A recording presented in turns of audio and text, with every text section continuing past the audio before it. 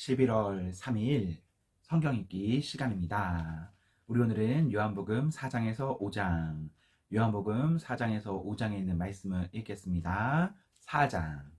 바리새인들은 예수님께서 요한보다 더 많은 사람을 제자로 삼고 세례를 준다는 소문이 들었습니다. 그러나 사실 예수님께서 직접 사람들에게 세례를 주신 것이 아니라 제자들이 세례를 준 것이었습니다. 예수님께서는 바리새인들이 자기에 대하여 이야기하고 있다는 것을 아시고 유대를 떠나 다시 갈릴리로 가셨습니다. 갈릴리로 가려면 사마리아 지방을 거쳐 가야만 했습니다. 예수님께서는 사마리아에 있는 수가라는 마을로 들어가셨습니다. 이 마을은 야곱이 자기 아들 요셉에게 주었던 밭에서 그리 멀지 않은 곳에 있었습니다. 그곳에 야곱의 우물이 있었습니다. 예수님께서는 오랜 여행으로 피곤하여 그 우물가에 앉으셨습니다. 그때가 대략 정오쯤이었습니다. 사마리아 여자 한 사람이 물을 기르러 나왔습니다. 예수님께서는 그 여자에게 내게 마실 물 좀 주시오 라고 말씀하셨습니다. 이 일이 일어날 즈음 예수님의 제자들은 먹을 것을 사러 마을로 내려가고 그 자리에 없었습니다. 사마리아 여자는 예수님께 당신은 유대 남자고 나는 사마리아 여자인데 어떻게 나에게 마실 것을 달라고 할 수 있습니까? 라고 말했습니다. 당시 유대인들은 사마리아 사람들과 상종을 하지 않았습니다. 예수님께서는 그 여자에게 이렇게 대답하셨습니다. 당신이 하나님께서 주시는 선물이 무엇인지 또 내게 마실 것을 달라라고 말하고 있는 사람이 누구인지 알았더라면 오히려 당신이 그 사람에게 구하였을 것이고 그러면 그가 당신에게 생명의 물을 주었을 것이요. 그 여자가 말했습니다. 선생님, 당신에게는 물 기를 도구도 없고 이 우물은 매우 깊은데 어디서 그 생명의 물을 구한단 말입니까? 당신이 우리 조상 야곱보다 더 큰 분이란 말씀이십니까?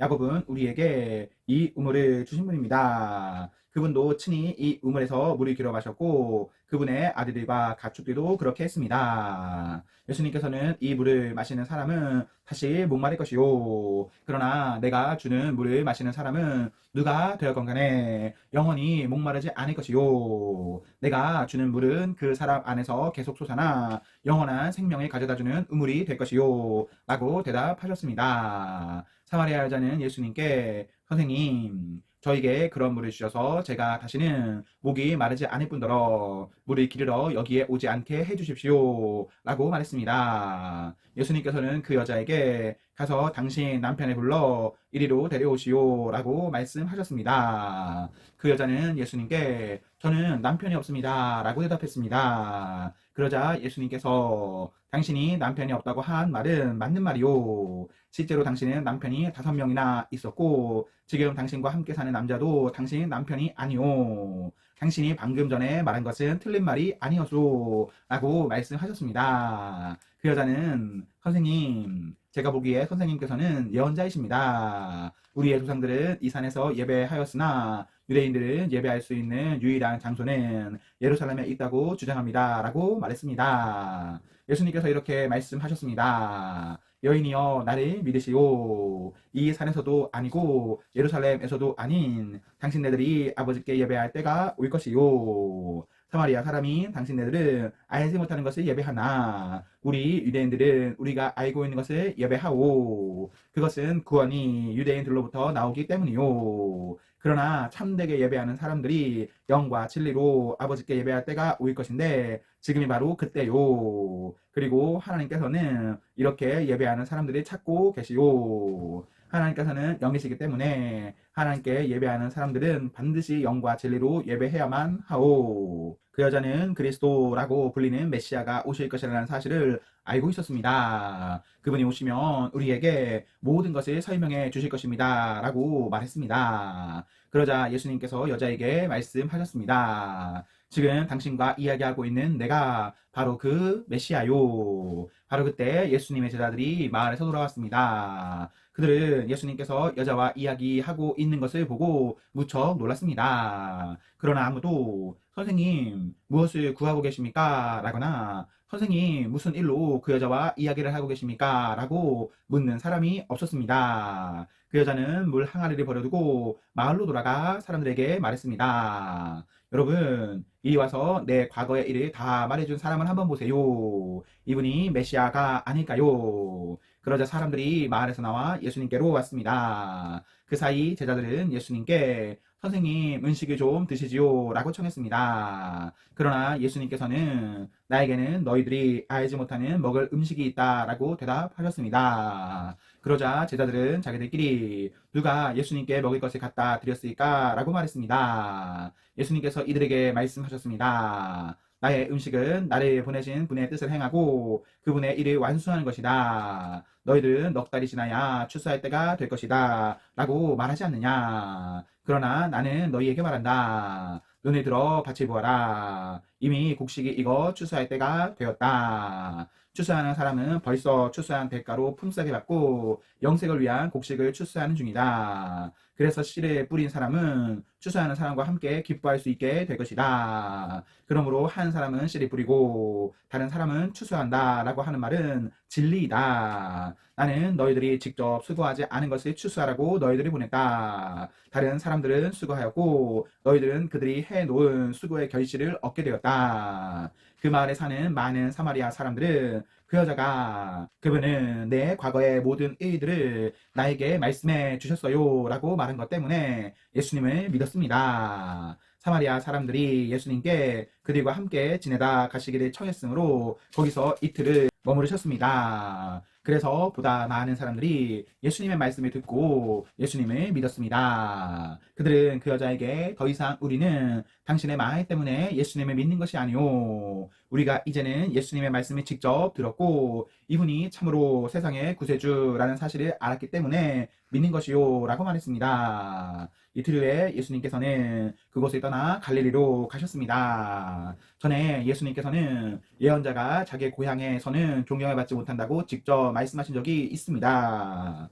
예수님께서 갈릴리에 도착했을 때 그곳 사람들은 예수님을 환영했습니다. 왜냐하면 그 사람들은 유월절에 예루살렘에서 예수님께서 하신 모든 일들을 보았으며 또한 자신들도 유월절에 그곳에 있었기 때문입니다. 예수님께서는 갈릴리 가나를 또 방문하셨습니다. 그곳은 예수님께서 물로 포도주를 만드셨던 곳입니다. 이곳에는 높은 지위를 가진 왕의 신하 한 사람이 살고 있었습니다. 그 신하의 아들은 병에 걸려 가버나움에 있었습니다. 왕의 신하는 예수님께서 유대 지방에서 갈릴리로 오셨다는 소식을 듣고 예수님께 찾아가 가버나움으로 오셔서 자기 아들을 낫게 해달라고 간청하였습니다. 그 신하의 아들은 거의 죽기 직전에 있었습니다. 예수님께서 왕의 신하에게 말씀하셨습니다. 너희는 표적과 기이한 것들을 보지 않으면 전혀 믿으려 하지 않는다. 그 신하가 말했습니다. 선생님, 제 아들이 죽기 전에 가버나움으로 오십시오. 예수님께서 대답하셨습니다. 가시오. 당신 아들은 살 것이요. 그 사람은 예수님께서 자기에게 하신 말씀을 믿고 집으로 갔습니다. 그 사람은 집으로 가는 도중에 자기의 하인들을 만나 자기 아들이 살아났다는 소식을 들었습니다.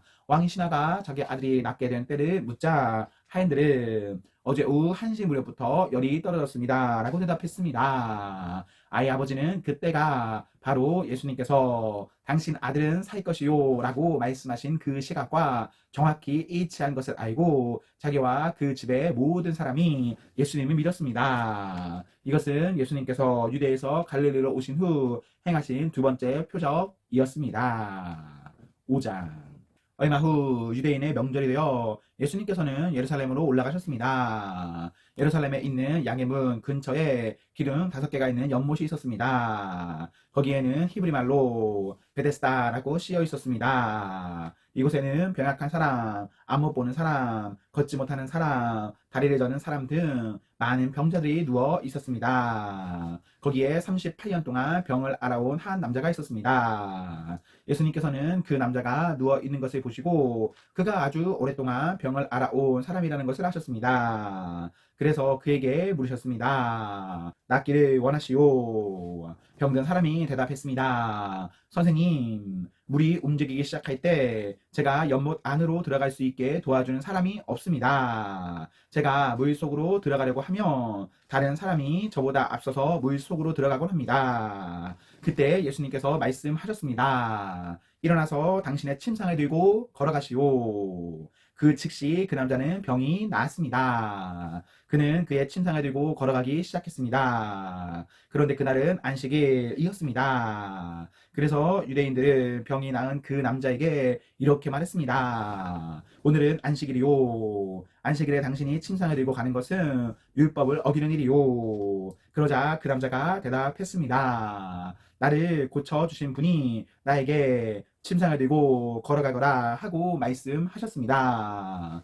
당신에게 침상을 들고 걸어가라고 말한 사람이 도대체 누구요? 라고 유대인들이 다시 물었습니다. 그러나 병 고침을 받은 사람은 어떤 사람이 자기를 고쳐 주었는지 알 도리가 없었습니다. 왜냐하면 그곳에는 많은 사람이 있었고 예수님께서는 이미 군중 속으로 사라진 뒤였기 때문입니다. 얼마 후 예수님께서는 성전 뜰에서 그 남자를 만나 그에게 말씀하셨습니다. 보시오, 당신은 이제 다시 건강해졌으니 더 악한 일이 당신에게 닥치지 않게 다시는 죄를 짓지 마시오. 그 남자는 그 자리를 떠나 유대인들에게 가서 자신을 고쳐주신 분이 예수님이라고 말했습니다. 예수님께서 안식일에 이러한 일을 하셨기 때문에 유대인들은 예수님을 협박하기 시작했습니다. 그러나 예수님께서는 그들에게 이렇게 말씀하셨습니다. 내 아버지께서 지금까지 항상 일하시니 나도 일한다. 이 말 때문에 유대인들은 더더욱 예수님을 죽이려고 안다 하였습니다. 그것은 그분이 안식일을 범할 뿐만 아니라 하나님을 자기의 친아버지라고 불러 자기를 하나님과 동등하게 여기고 있기 때문이었습니다. 그러나 예수님께서 말씀하셨습니다. 내가 너희에게 진리를 말한다. 아들은 어느 것 하나도 혼자서 할 수 없다. 아들은 다만 아버지께서 하시는 일을 보고서야 그것을 할 수 있을 따름이다. 그것은 아버지께서 무엇을 행하시든지 아들도 행하기 때문이다. 아버지께서는 아들을 사랑하셔서 그분이 하시는 모든 일들을 아들에게 보여주신다. 너희에게는 놀랄 만한 일이겠지만 아버지께서는 이보다 더 큰 일들을 아들에게 보여주실 것이다. 아버지께서 죽은 사람을 부활시키시며 그들에게 생명을 주시는 것처럼 아들도 자기가 원하는 자들에게 생명을 줄 것이다. 이뿐 아니라 아버지는 아무도 심판하지 않으시고 심판하는 모든 권한을 아들에게 맡기셨다. 하나님께서 이렇게 하시는 것은 모든 사람들이 아버지를 존경하듯이 아들도 존경하게 하기 위해서이다. 아들을 존경하지 않는 사람은 아들이 보내신 아버지도 존경하지 않는 것이다. 내가 너희에게 진리를 말한다. 누구든지 내 말을 듣고 나를 보내신 분을 믿는 사람은 영원한 생명을 얻었고 심판을 받지 않을 것이며 사망에서 생명으로 옮겨진다. 내가 너희에게 진리를 말한다. 죽은 사람이 하나님의 아들의 음성을 들을 때가 올 것인데 그때가 바로 지금이다. 그 음성을 듣는 사람들은 살 것이다. 아버지 속에 생명이 있는 것처럼 아버지께서는 아들에게도 생명을 주어 그 속에 있게 하셨다. 또한 아들이 곧 인자이기 때문에 아버지께서는 아들에게 심판할 수 있는 권한을 주셨다. 이 말을 한다고 놀라지 마라. 무덤 속에 있는 모든 사람들이 아들의 음성을 들을 때가 올 것이다. 선한 일을 한 사람들은 생명을 얻기 위해 부활할 것이며 악한 일을 한 사람은 심판을 받기 위해 부활할 것이다. 나는 혼자서는 아무것도 할 수 없다. 나는 내가 듣는 대로만 심판을 한다. 그래서 나의 심판은 의롭다. 나는 내가 하고 싶은 것을 하려 하지 않고 오직 나를 보내신 분이 원하시는 것을 하려고 애쓴다. 내가 나 자신에 대하여 증언한다면 사람들은 내 증거를 참된 증거로 받아들이지 않을 것이다. 그러나 나에 대하여 증언하는 다른 분이 계시니 나는 그분이 나에 대하여 증언하는 것이 옳다는 것을 안다. 너희가 요한에게 사람을 보냈고 요한은 너희에게 진실되게 증언하였다. 그렇다고 해서 내가 사람에게서 증언을 받은 것은 아니다. 내가 이런 말을 하는 것은 너희가 구원을 얻을 수 있도록 하기 위해서이다. 요한은 타오르면서 빛을 내는 등불이었다. 너희는 잠시 요한의 빛 가운데서 기뻐하기를 원했으나 내게는 요한의 증언보다 더 큰 증언이 있다. 아버지께서 나에게 하라고 주셨고 지금 내가 행하고 있는 일들이 아버지께서 나를 보내신 것을 증언한다. 나를 보내신 아버지께서 친히 나를 증언해 주셨다. 너희는 지금까지 그분의 음성을 듣지도 않았고 그분의 모습을 보지도 않았다. 또한 너희는 아버지께서 보내신 사람을 믿지 않았기 때문에 하나님의 말씀이 너희 속에 머물러 있지도 않는다. 너희는 성경에서 영생을 얻을 수 있다고 생각하여 성경을 부지런히 연구하고 있는데 바로 그 성경이 나를 증언하는 것이다. 하지만 너희는 영생을 얻기 위해 나에게 오는 것을 거절하였다. 내가 사람에게서 영광을 받으려는 것이 아니다. 나는 너희가 어떤 사람인지를 안다. 너희에게는 하나님을 사랑하는 마음이 없다. 나는 나의 아버지로부터 받은 권세를 가지고 왔으나 너희는 나를 받아들이지 않는다. 그러나 다른 사람이 자기의 권세를 가지고 온다면 너희는 그를 받아들일 것이다. 너희는 너희끼리 영광 받는 것을 좋아하면서도 하나님께로부터 오는 영광을 얻는 일에는 힘을 쓰지 않으니 너희가 어떻게 나를 믿을 수 있겠느냐? 내가 아버지 앞에서 너희를 고소할 것이라고 생각하지 마라. 너희를 고소하는 사람은 바로 너희가 소망을 두고 있는 모세이다. 너희가 모세를 믿었다면 나를 믿었을 것이다. 왜냐하면 모세가 기록한 것이 나에 관한 것이기 때문이다. 너희가 모세의 글을 믿지 않는데 내가 말하는 것을 어떻게 믿을 수 있겠느냐? 아멘, 아멘. 네, 우리 오늘 말씀을 모두 읽었습니다. 우리 오늘 하루도 하나님과 사랑 앞에서 행복하십시오. 성령 충만하십시오. 안녕.